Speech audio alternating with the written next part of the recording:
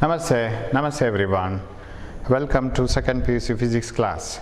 We have studied in the previous class about what are the differences between conductors, semiconductors and insulators, correct?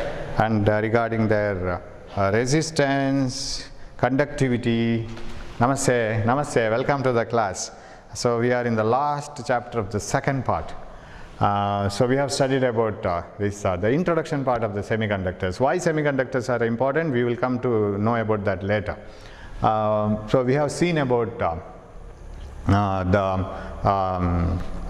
resistivity of conductors, semiconductors, insulators, why are they differentiated, what is the actual structural difference, that energy gap, conduction band, valence band, and what is the energy gap in insulators, greater than 3 electron volts. So electrons can't go to the conduction band at all, so insulators remain as insulators forever, and semiconductors have very less energy gap. So if needed, electrons can be made to go to the conduction band. So it acts like a conductor at room temperature, but it acts like a very not a very good conductor, but somewhat like a conductor at room temperature, but it's a perfect insulator at 0 Kelvin.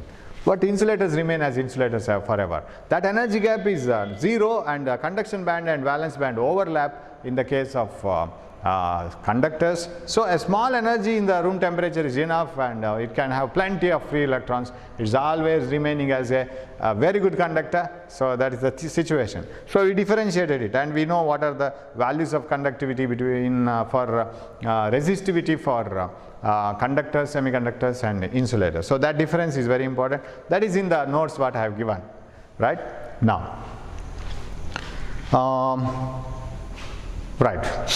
Now today we will see what are electrons and holes, and we have seen in a metal, in a conductor, all metals are good conductors. Electrons, free electrons are the charge carriers, whereas in a discharge tube, electrons and ions, positive ions, and in electrolytic solution, both positive and negative ions. In semiconductors, charge carriers, that means which are responsible for the flow of current, electrons and holes. What is a hole? Absence of an electron is called hole. Now remember, holes are always found in valence band, lower energy level. Energy level of holes are less. Electrons are always found in the conduction band. I am talking about free electrons, charge carrier free electron. Because if an electron wants to be free, if it is in the valence band, it is not free. If it wants to be free, it has to go to the conduction band. When it goes to the conduction band, it will be free, and it is a charge carrier. A vacancy is created in the valence band. So holes are found in the valence band.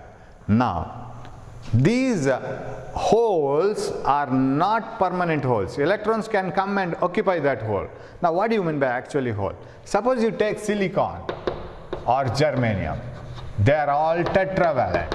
What do you mean by tetravalent? In the valence band there are 4 valence electrons. There are 4 valence electrons in the valence band for silicon and germanium. Now these 4 valence electrons, what do?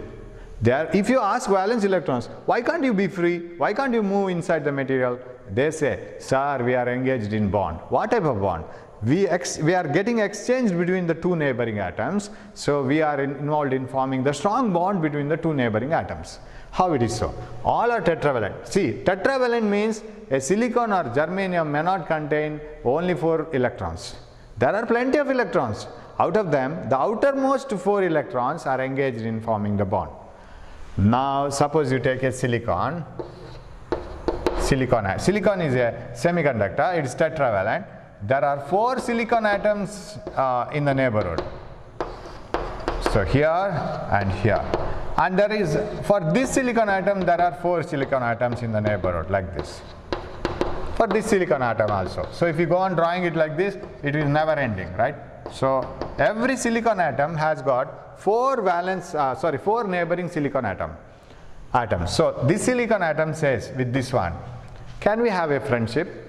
So let us call this as A, and this is called this as B. A asks B, can we have a friendship? Yes. B says yes, we can have a friendship, but one condition. You have to give me one electron and this has to give me one electron. A asks one electron with B. B also asks one electron with A. So there is an electron exchange. That electron exchange makes the bond stronger. As if we give something to our neighbor when they are in difficult situation. Similarly, when we are in a tough situation, they give something to us. Either we help with each other. That makes the bond stronger. And when they are in a tougher situation, if you are simply sitting quiet and looking at them and making fun of them, the bond doesn't become stronger. So neighbors are always should be stronger, right? The strength of our life depends on the neighbors also. If the neighbors are stronger, we are also stronger. Similarly here, silicon neighboring atoms will start exchanging electrons, and this silicon thinks of, I want to give an electron. Which electron I can give it to the neighboring atom? It is only the valence electron, the outermost electron, because they are ready to do the work, and outermost electrons are exchanged. And in the diagram we show it like this. This electron has given one, this silicon atom has given one electron to this silicon atom has given one electron to this. So that is shown with the dots here, right? And remember, silicon has 4 valence electrons. This silicon thinks of, there are 4 neighbors here. One neighbor, second neighbor, third neighbor, fourth neighbor.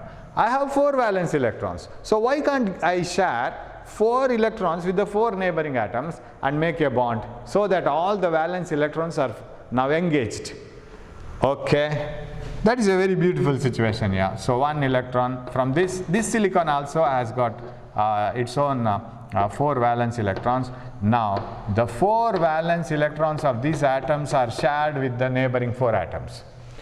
That is why valence electrons can't behave like charge carriers. They are busy now. They are engaged in bond. They can't move from atom to atom. They can be only the bond forming electrons, exchanged electrons between the neighboring atoms. Similarly, this silicon. So this silicon has given one electron to this, right? So it can form bond with its own neighboring atoms. It can donate one electron to the neighboring atom and it can form the bond. Similarly this one. So if you complete this rangoli, it will be like this, but it is never ending. So we will have this completely now, right? Like this, here. So this bond is shown in the form of lines, that's all, right? Okay. Like this. So this silicon will donate its 4. One is already donated, one here and one here, one here. Similarly, this silicon will donate its own 4 valence electrons to the neighboring atoms, and the bond is becoming stronger and stronger. That's why silicon solid is solid. It is in the solid form. It is very strong. Anything remaining? Many things are remaining here. So here. Okay, this is so I can show it. It takes a lot of time. Okay, like this, here, and what about this one? Yeah, here one more, and here this one. See, everything is exchanged. If it only remaining, then you can draw it yourself, right? Okay, 4 here, 4. Everything 4, and here, yeah, here one more, correct, yes, like this. So 4 valence electrons are exchanged and the bond is completed. Yeah, you give me one pen, okay. You give me one pen, I will give you a chocolate. So that is what is happening between the students, right? Every time you give something and you take something from your friend, you give the notes, she gives the ice candy or ice cream or something. So something exchanged makes the bond stronger. So this is the actual silicon. This is the story again at OK, 0 Kelvin. Now tell me how many electrons are free. Only valence electrons you have. All the 4 valence electrons are busy in forming the 4 covalent bond with the neighboring atoms. And no electron is free. who are there to carry the charge or carry the electricity to move from one end to the other end when a potential difference is applied. So if you take such a material and apply a battery, no current flows through it. Why? Because there are no free charge carriers. This is the story at 0 Kelvin. Now what happens if you bring this material to the room temperature? At room temperature, electrons can absorb heat energy. And usually atoms will absorb heat energy and they start vibrating. And you have studied in kinetic theory of gases also. And even for solids it is applicable. In gases, atoms will absorb energy and start moving here and there. Their kinetic energy will go on increasing. You know, kinetic energy is directly proportional to the temperature of the gas. And even in solids, but in solids, atoms are closely packed and there is no enough space. They can't move from one place to another. They start vibrating. As the heat energy is absorbed, atoms will start vibrating in a solid, and as they vibrate, the bond becomes weaker and weaker. If you supply extra heat energy, the vibration keeps on increasing. The amplitude of vibration increases, and at one moment, some bonds may break up. So when bonds break, these electrons become free, and they are called free electrons. How do you explain it in band theory? Very simple. So this is bond theory, right? And where is band theory? There is a conduction band and valence band. So valence band is filled even at 0 Kelvin and also at higher temperature, whereas the conduction band is empty and a very small energy gap, less than 3 electron volt, right? This is what is seen in semiconductors. Now, these are all electrons, but when you supply heat energy, electrons can absorb the heat energy and go to the conduction band. They go to the conduction band and this may be filled at room temperature. But when they go, they leave a vacancy called hole. That's what we define. So at room temperature, a semiconductor is partly a conductor, but at 0 Kelvin it's an insulator. Now what happens at room temperature here? The atoms will start vibrating by absorbing heat energy because they can't move from one place to another as if it is happening in gases. Here they simply vibrate, but as they absorb more and more heat energy, the vibration amplitude keeps on increasing. At one moment the bonds break. When the bonds break, electrons become free. So this electron comes out and it is a free electron. Now, but at the same time, this bond is not completed and it is requiring one electron to complete this bond, and we call this as a hole. A hole is created, just a name hole, that's all. You don't have a hole there. Hole is the absence of electron or requirement of an electron. Suppose there is some electron filling this vacancy, the bond is completed. But every atom wants to complete its bond. It doesn't want some vacancy to remain there. So this will happen only at higher temperatures, that means room temperatures, not at 0 Kelvin. So at room temperature, atoms will vibrate, lose their bond, and some free electrons are created. Now, I will study, or I will say one more bond is broken here and one more vacancy is created, and this is called hole, and free electron will move, right? This electron has nothing job now, it can move from atom to atom, it is not taking part in any bond. Now, the thing is, what about this hole? Holes also move. That is why we call there is current in semiconductor, there is current also because of movement of holes. So charge carriers in not insulators, semiconductors. Charge carriers in semiconductors are not only electrons but also holes, because holes move. How is it possible? Very simple. So this electron has gone. There is a hole created. Now some other electron looks into this hole. It says, oh, this bond is vacant and this bond is not filled, there is a requirement of electron. What this electron will do? That electron comes out of this bond and fills this bond. So when this electron moves from here to here and fills this bond, right, a hole is created here. But this poor electron, when it is coming from here to here in order to fill this bond, it doesn't know that I am creating a hole here. In order to complete this hole and complete this bond, this electron has moved. But that poor electron is creating its own hole. Now what do we say is, this is not called movement of electron. Why? Because this electron is a bound electron. By the time it came here, it was again a bound electron. It is not a free electron now. but this hole has moved, the vacancy has been shifted, so hole has moved, so this hole will start moving. And again this bond may be filled with another electron by coming over here, so this may be filled and the hole may be shifted here.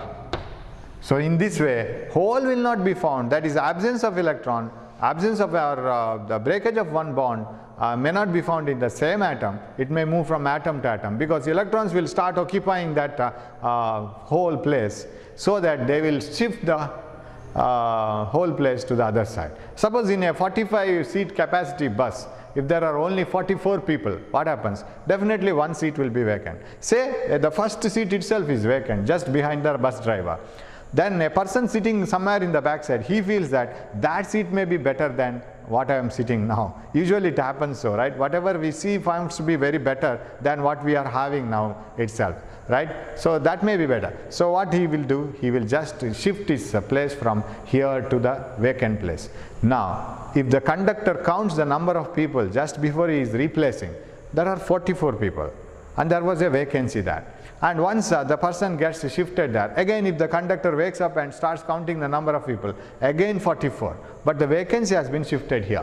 That's all. So if another person after some time feels that my seat is not better, it is raining heavily from outside and the water is getting in, and I will shift the place here, the vacancy has been shifted to the other place. So if one by one person starts filling that vacant seat gets shifted, because once that person was sitting in that place, in some his own place, he is filled, right?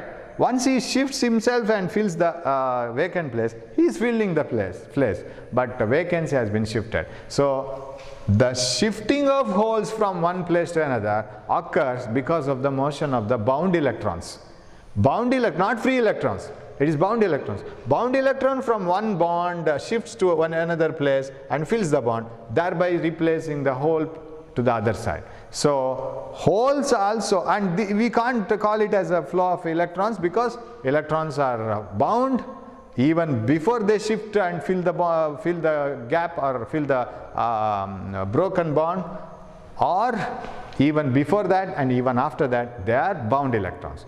Even before this electron comes here and fills it, and after filling it, it is a bound electron. It is not the motion of free electrons, it is the motion of bound electrons, but it is the motion of a hole. And when an electron moves in a particular direction, you know that hole moves in the opposite direction, right? When a filled person shifts from backside of the bus to the front seat of the bus, to the vacant seat, vacancy has been shifted to the backside of the bus.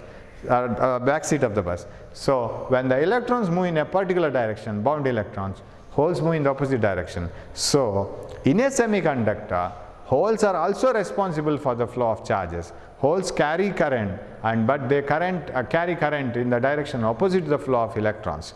So in a semiconductor, both holes and electrons are responsible for the flow of charges, and hole is the absence of an electron, and they can move by using electrons when they fill the bond one by one.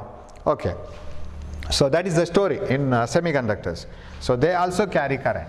And so in a semiconductor, suppose you apply a potential difference, a battery across a semiconductor, what happens is battery makes the electrons to move from one place to another. How do these holes move? Holes also move in the semiconductor, but they move in the opposite direction. But current is in only one direction. Why? Because we know that current is opposite to the flow of electrons. We always take positive charges as reference. So if you take a conductor, for example, forget about semiconductors now. If you take a conductor and connect a battery across this, like this, then this negative of the battery, the conductor contains plenty of free electrons in themselves, and they are not the electrons which have come out of some bonds. In conductors or metals, there are plenty of free electrons, and those electrons are not the electrons which have come out of the bond. They are the electrons which are free by themselves itself. Okay? These electrons will move like this. Okay? They produce current. Now, what is the direction of current? It is always from positive of the battery to the negative of the battery. Like this. That is the direction of current. Current is always opposite to the flow of electrons. Now suppose this is a semiconductor. How do the holes move? Holes move in this direction, right? Because they have been repelled by the positive, attracted by the negative. Because electrons, when they go and fill the holes, hole gets shifted in the opposite direction. So holes will produce a current like this, and that is the direction of current itself. So total current in a semiconductor is current due to electrons plus current due to holes. Total current. You can add them. Even though they are moving in opposite direction, they are of opposite charge. So if you take the direction of positive charge as the direction of current, so this one, and direction opposite to the flow of electrons as the direction of current, that gets added up. So total current in a semiconductor is the current produced by electrons plus current produced by the holes. Okay, right. So in a semiconductor, if there are nh number of holes and e number of electrons, then the total number of charge carriers, number of holes plus number of electrons. That's how you count. Both will be responsible. Now, oh, I shouldn't have rubbed this one. Okay, I will try it again. In a semiconductor, if you observe, sir, then how many electrons and holes will be present? Definitely equal number. This is what I discussed above 0 Kelvin. Because at 0 Kelvin, number of electrons and holes are 0, right? At 0 Kelvin, number of electrons is equal to number of holes is equal to 0. Because no electron will leave the valence band. All the electrons will be in the valence band. They don't leave it. They don't go to the conduction band. So no holes are produced. No bond is broken. Atoms don't vibrate. All the bonds are intact. 4 valence electrons form 4 bonds with the 4 neighboring atoms. So no problem. Suppose you have 4 neighbors and there are 4 members in your house, and all the 4 neighbors celebrate some function at a time, but you don't want to disappoint them. So what you can do? You can send 4 people to 4 houses at a time and satisfy all the people. Similarly, 4 valence electrons in silicon, 4 neighbors, so take it, 4, right? So form the bond. So we have 2 hands with us. Our friend is also having 2 hands. We hold it and celebrate when we meet after certain time. Same way, right? Now, at 0 Kelvin, no bond is broken. Electrons are intact. No holes, no free electrons. Now, at room temperature,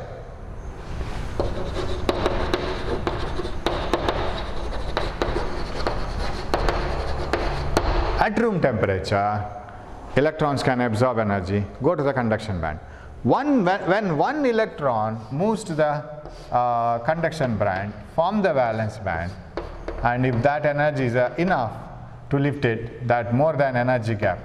If the electron, absorbs an energy which is sufficient to go to the conduction band, it moves. So an electron becomes free and a hole is created here.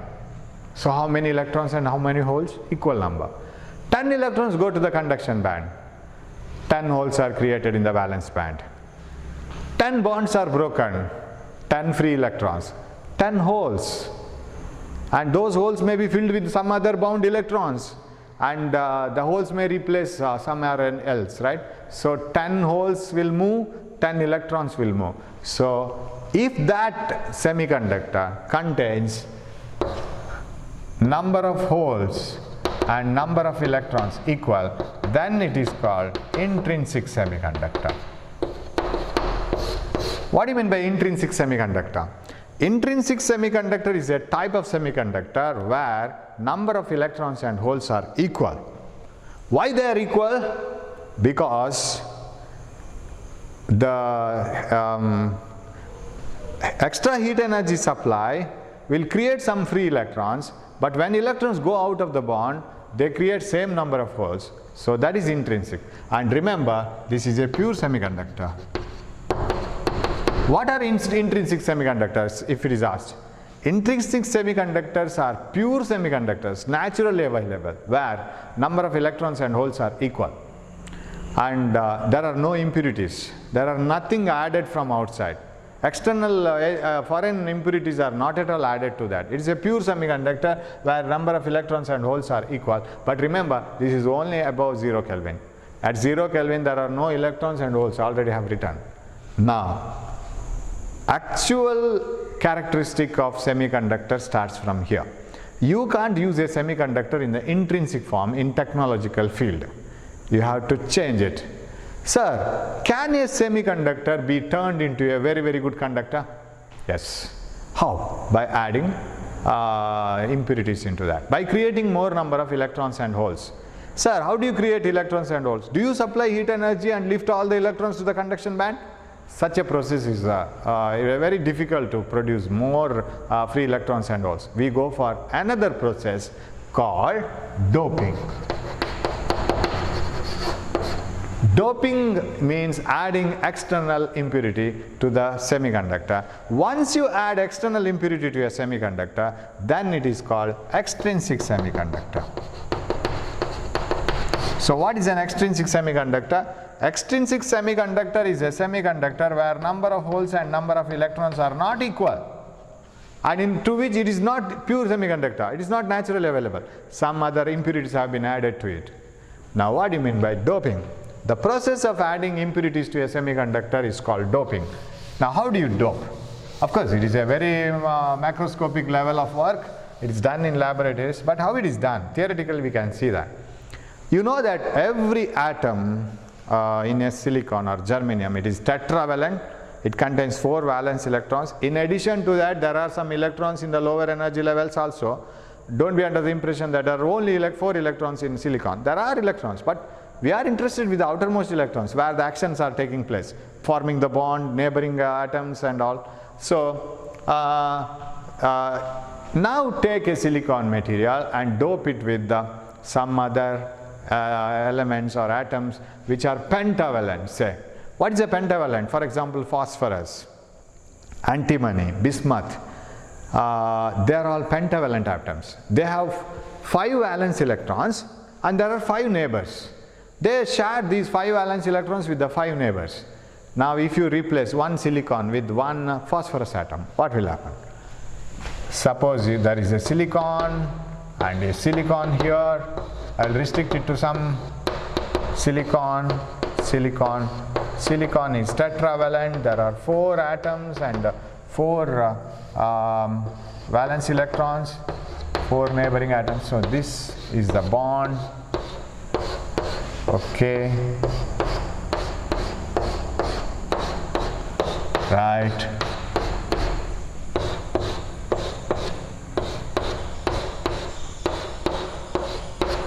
Yes. S. Yeah.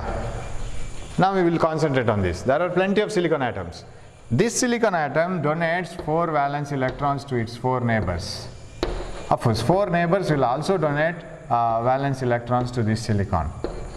Okay. Now, suppose this silicon atom is replaced by one phosphorus. Of course, we don't add only one, we add it in crores. One phosphorus atom. Phosphorus is pentavalent. Pentavalent. What do you mean by pentavalent? Containing 5 valence electrons. Pentavalent. Now when phosphorus is replaced, of course this has to be done in laboratory, and silicon has to be replaced with phosphorus atom. When the silicon is replaced with the phosphorus atom, phosphorus, why do we choose only certain atoms like phosphorus, bismuth, antimony and all? Why can't you add a higher valence atom? There are some difficulties. We will see what are the conditions required for the doping atom. This is called dopant. The atom which is added to the pure semiconductor is called dopant. The process of adding impurity, that pentavalent or trivalent atom to a semiconductor, is called doping. Now when phosphorus is added, phosphorus is pentavalent. When phosphorus goes and fits to that silicon atom and replaces the silicon atom, phosphorus looks into the surroundings. It looks and it sees only 4 neighbors, 4 silicon atoms. These silicon atoms, say, last time there was another silicon atom there and we were having a good bond between that atom. Now phosphorus, you came here and we want to form the bond, continue the bond. Phosphorus says, I have 5 valence electrons, no problem at all. I can give you 4 electrons for forming the bond. But what about the fifth one? Fifth one is free because it had 5 valence electrons. Remember, that is not an extra electron, because when silicon is removed, the whole silicon atom is removed. Its 4 valence electrons, the electrons in the innermost atom, innermost energy levels, everything is removed. It is replaced by the whole phosphorus atom. When the whole phosphorus atom is replaced here, it is a neutral atom. It contained 5 valence electrons, some electrons in the innermost energy levels, and equal amount of protons inside the nucleus. It is as a whole neutral. Only the difference between phosphorus and silicon is silicon was having 4 electrons in the outermost energy level and phosphorus is having 5 electrons in the outermost energy level, that is valence energy level. So phosphorus is ready to make friendship with 5 neighbors. Silicon is ready to make friendship with only 4 neighbors because it has got 4 electrons in the outermost energy level. That means 1 electron is left free without any bond or without any bond between the neighboring atoms. This becomes the free electrons. And if you do like this with crores and crores of phosphorus atoms, then many free electrons are created. That is why we get an extrinsic semiconductor. This is not a pure semiconductor. Now suppose in this silicon material, I have simply for your convenience, I say in this silicon I have added 100 phosphorus atoms. Let us see like that. If there are 100 phosphorus atoms, okay, 100 phosphorus atoms added, then 100 free electrons will be created. Am I right? 100 free electrons. Sir, whether some holes are created? No, not at all, because 100 phosphorus atoms will replace 100 silicon atoms here and there, and all those 100 phosphorus atoms will be expecting 5 silicon atoms from surroundings, but there are only 4 silicon atoms in the surroundings. So each phosphorus atom will be ready to, or it will get a chance of engaging 4 valence electrons. 1 valence electron is left free. So each phosphorus atom retains 1 free electron as a free electron. It can't have any bond because it has 5 valence electrons where needed is only 4. So 100 free electrons are created because of 100 phosphorus atoms. 1 electron is left vacant free in each atom. Now no hole is created because that is not an electron which has come out of the bond, right? The 5th electron in the phosphorus atom, it is not an electron which has come out of the bond, so no hole is created. 100 free electrons. Now when this is done, this material may be at room temperature. Now because of heat energy absorption, some bonds might have been broken already between silicon atoms. Say 10 bonds are broken. When 10 bonds are broken somewhere else, 10 electrons might have been created free because that bond is broken.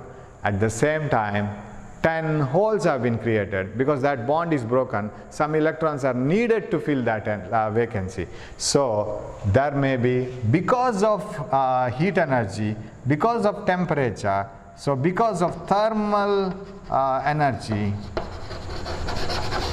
there may be 10 electrons and 10 holes created. Say 10 bonds are broken. So what is the total number? Total number is 100 free electrons because of doping and 10 electrons because of thermal energy. 110 free electrons. We will add these electrons with this. Nothing will happen because they are free electrons, however, and there will be only 10 holes. So whose number is more?